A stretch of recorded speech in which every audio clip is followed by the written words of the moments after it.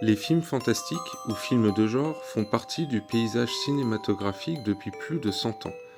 Dignes représentants du 7e art, ils ont évolué au cours du temps, tentant de retranscrire en images nos peurs les plus profondes, nos pensées les plus obscures, nos fantasmes les plus inavouables. Reflets de leur époque, miroirs de l'âme humaine, des chasseurs de sorcières aux tueurs d'internet, du nanar au chef-d'œuvre, du faiseur à l'auteur, nous allons faire un tour d'horizon du film fantastique et de son pendant, le film d'horreur. Mais le fantastique, c'est quoi? Le fantastique, c'est lorsqu'un événement surnaturel survient dans un environnement naturel. Partant de cette idée, bienvenue dans un monde où tout est possible. 1922 est l'année du premier film d'horreur, Nosferatu. C'est aussi l'année d'Axan, film suédois de Benjamin Christensen, l'un des plus étranges de l'histoire du cinéma. Le spectateur est plongé dans des scènes sur la sorcellerie au Moyen-Âge, où la lumière, les décors et les maquillages sidèrent, ainsi que les effets spéciaux au regard des possibilités de l'époque. Le film, qui a coûté 2 millions de couronnes, est le plus cher du cinéma muet scandinave.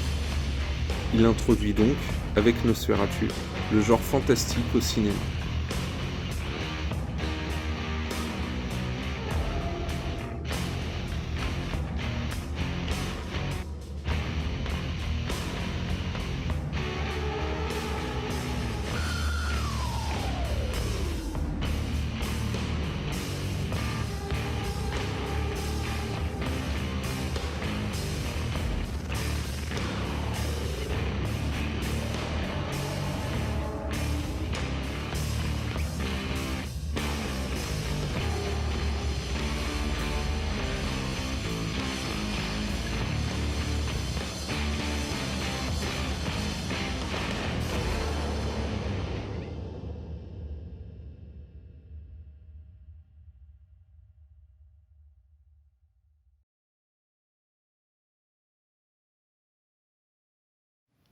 Aux États-Unis, suite à la Grande Dépression, le public cherche à se divertir. Universal, l'un des deux studios leaders avec la Warner Bros., investit dans le rachat d'œuvres classiques de la littérature fantastique. Le studio a donc tous les droits pour exploiter les univers et thématiques de Dracula, Frankenstein ou encore L'Homme Invisible. Universal exploite la peur du spectateur avec des œuvres plus ou moins soignées. Une empathie se dégage de ces personnages, reflet de l'âme humaine pour certains malgré les maquillages. Ainsi, si on éprouve de l'affection pour le monstre de Frankenstein, l'homme invisible représente ce qu'il y a de pire en nous, révélant ses plus bas instincts à cause de son pouvoir d'invisibilité. Le public répond présent et le studio Universal enchaîne les succès. Aidés par des effets spéciaux et des maquillages à la pointe, ces films marquent aussi par la qualité de la musique et le soin apporté au décor, essentiel pour l'immersion du spectateur. Les années 30 et 40 seront donc marquées par les monstres de l'œil Universal, un monopole qui durera jusqu'au début des années 50. Universal exploitera le filon jusqu'à délivrer des œuvres très inégales. Le public va se lasser des monstres classiques et hormis de rares exceptions, comme La fiancée de Frankenstein, ces films ne bénéficient ni du budget ni de la qualité des premières adaptations. La Seconde Guerre mondiale est terminée, les États-Unis sont tout puissants. Les années 50 seront marquées par une nouvelle peur, la peur du nucléaire.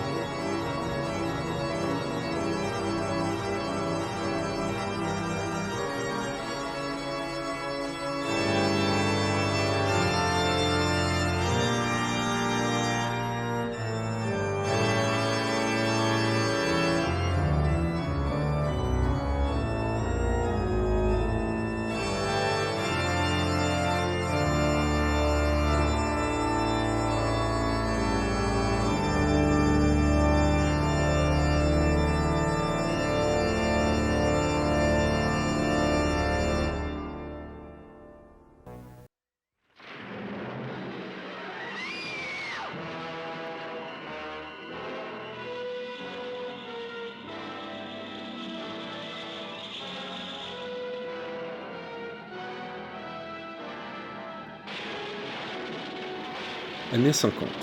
La peur de l'inconnu, renforcée par une politique américaine anticommuniste, permet à l'industrie cinématographique de changer de thème. Fini les vieux châteaux et les légendes d'un autre temps, l'action se déroulera désormais dans le présent, un présent où la menace nucléaire se fait sentir, d'où une série de films provenant de divers studios, VM, Tarantula ou encore The Fly. Suite à des essais nucléaires, dans ces films, les insectes se retrouvent transformés et atteignent une taille démesurée, devenant de puissants adversaires capables de destruction massive. Ces œuvres provoquent la peur chez les spectateurs des années 50 très crédules sur la question des effets du nucléaire. Dans ces films, le péril auquel ont dû faire face les héros n'est pas d'origine extraterrestre. Il s'agit de monstres engendrés par la folie des hommes.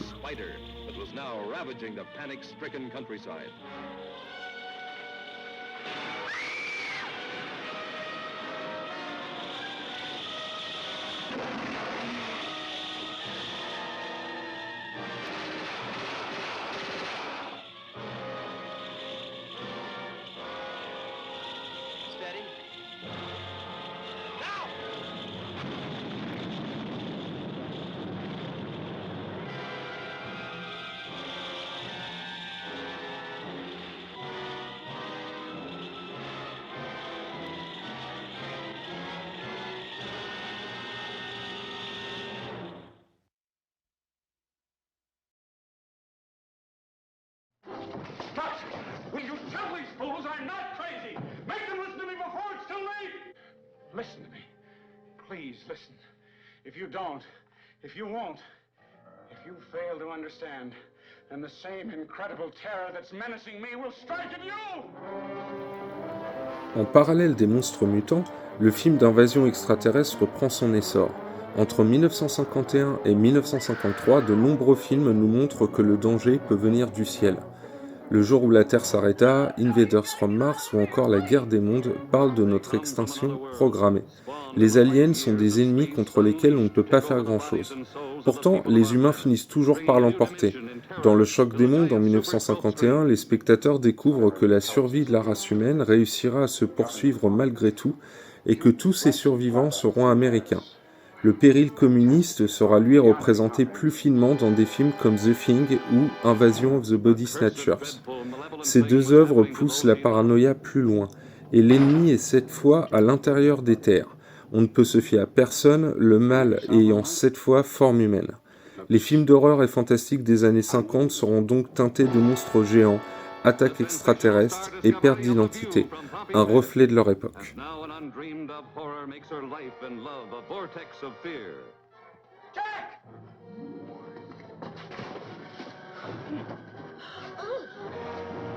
Miles, where do they come from? I don't know. Suddenly, while you're asleep, they'll absorb your minds, your memories. I don't want any part of it. You're forgetting something, Miles. What's that? You have no choice. From city to city, an incredible hysterical panic spreads. As the unimaginable becomes real, the impossible becomes true. Stop and listen! Stop and listen to me! Listen! Listen! Listen to me! They're not human! Can't you see? Everyone! They're here already! You're next!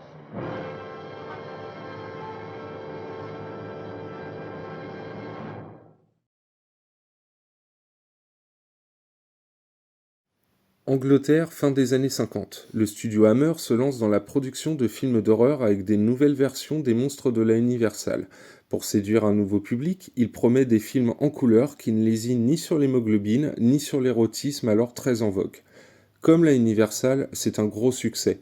Après avoir revisité les classiques, le studio s'égare et propose des films plus basés sur le suspense, la science-fiction, le policier ou des adaptations d'Alan Poe. L'engouement n'est plus le même et la Hammer fermera ses portes au milieu des années 70.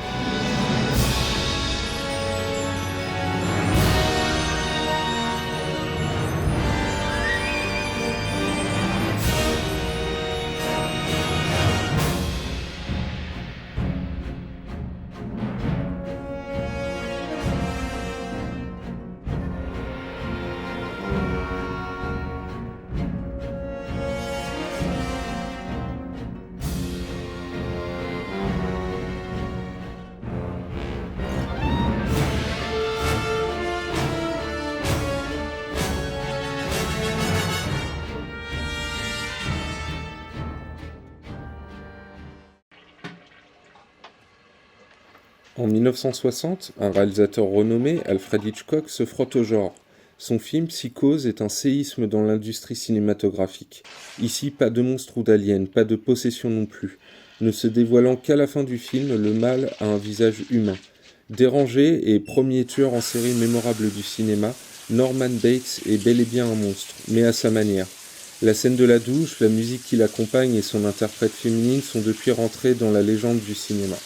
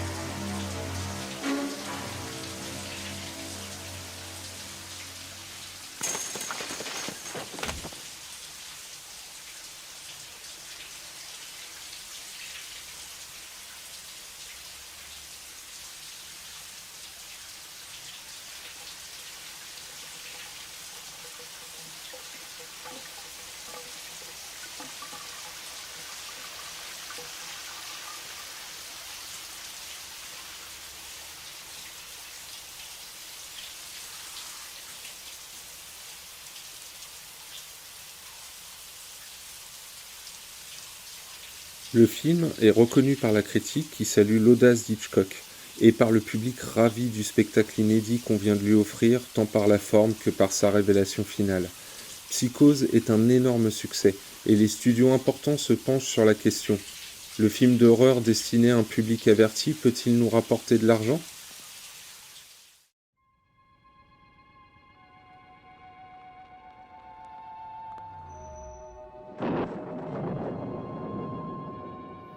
Autre révolution, mais en 68 cette fois.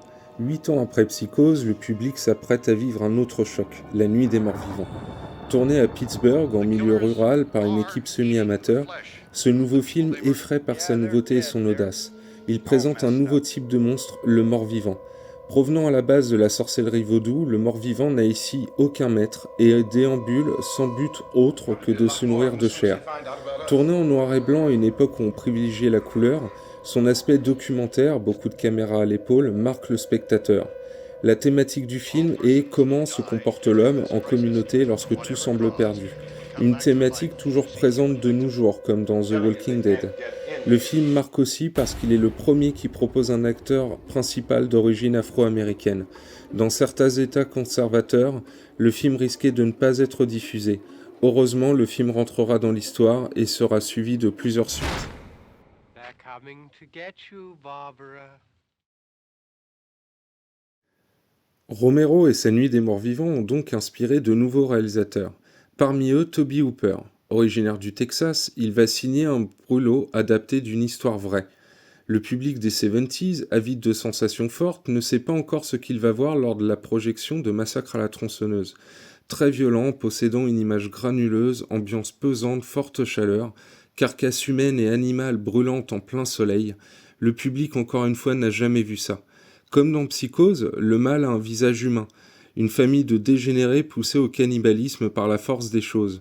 Une bande de hippies en feront les frais, symbole de la contre-culture, du rejet des valeurs et conventions suite à la guerre traumatisante du Vietnam. Le méchant principal, Leatherface, revêt le visage découpé de ses victimes, ne dévoilant jamais le sien, et devenant le premier boogeyman de l'histoire. Classique immédiat représentant son époque, Massacre à la tronçonneuse ouvre la voie à un nouveau genre, le slasher. Il ouvre la porte aussi à une toute nouvelle génération de réalisateurs qui deviendront les maîtres du genre. Dario Argento, Wes Craven, David Cronenberg ou encore John Carpenter. What happened was true.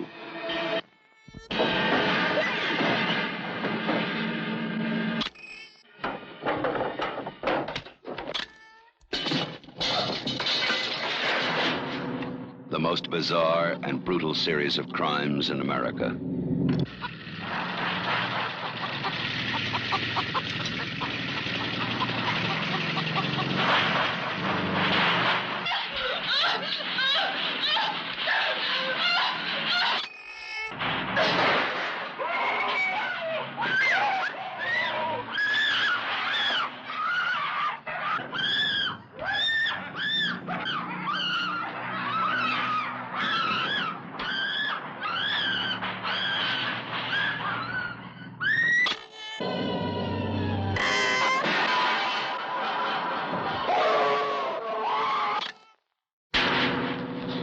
Sally, I hear something. Stop! Stop! This is the movie that is just as real, just as close,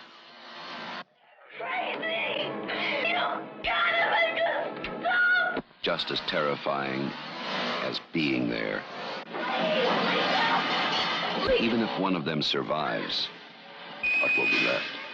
The Texas Chainsaw Massacre. After you stop screaming, you'll start talking about it.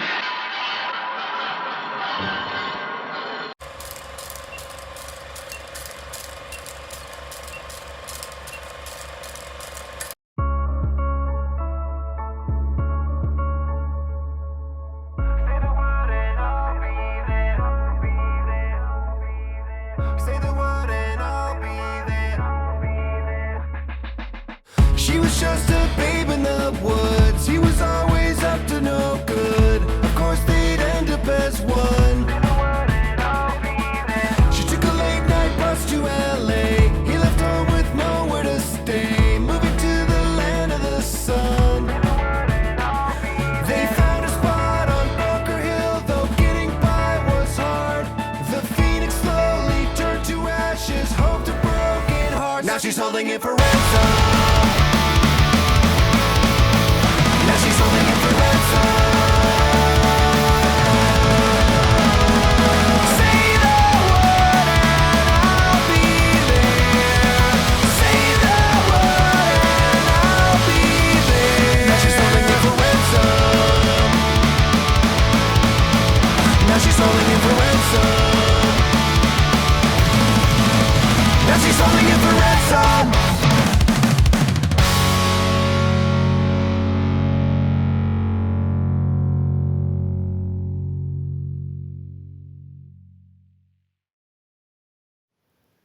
La Warner se lance dans un projet très ambitieux. Le budget est très important. Le réalisateur William Friedkin, peu habitué au genre, joue sa carrière. Le scénario est adapté d'un roman à succès. Le casting est constitué d'acteurs solides, en plus de la nouvelle venue Linda Blair. Warner n'a pas le droit à l'erreur. La Paramount, studio concurrent, a fait un gros succès de son Rosemary's Baby. Et Universal s'apprête à lancer le projet Les Dents de la Mer avec Steven Spielberg aux manettes. L'Exorciste sort en 73 et il devient le plus gros succès de l'année avec 193 millions de dollars de recettes. Il récoltera 8 nominations aux Oscars et repartira avec 2 statuettes, meilleur son et meilleur scénario adapté. C'est la première fois qu'un film de genre est reconnu par la profession. Le monde entier sera choqué par l'histoire de la petite Megan. Le paranormal devient à la mode, Amityville suivra peu après, et les effets spéciaux gagnent en réalisme. L'Exorciste gardera son statut de film d'horreur le plus rentable de l'histoire jusqu'à la fin des années 90, preuve de son statut exceptionnel. Quelqu'un en toi?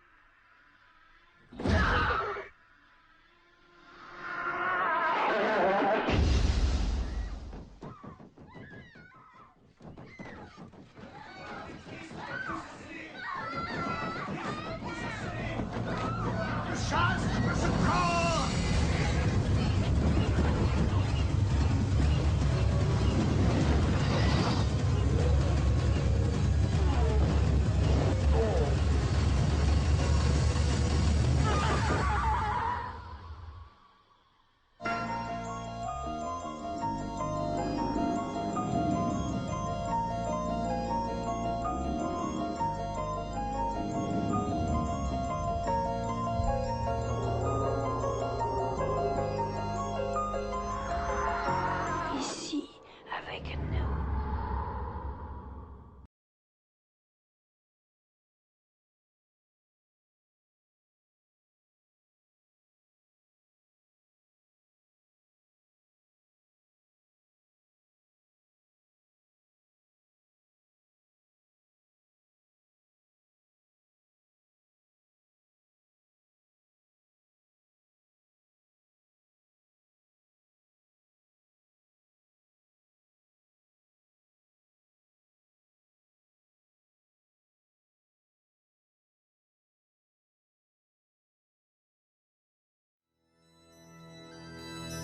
Okay.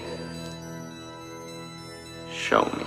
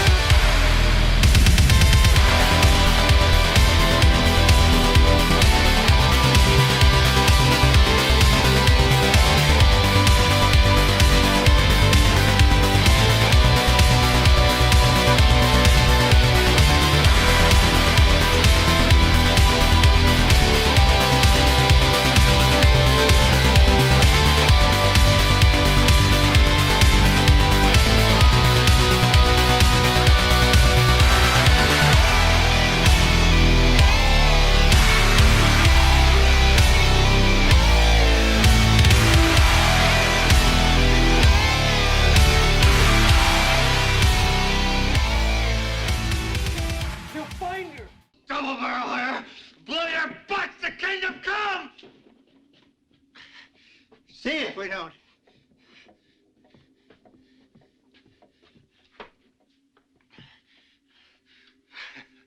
Ha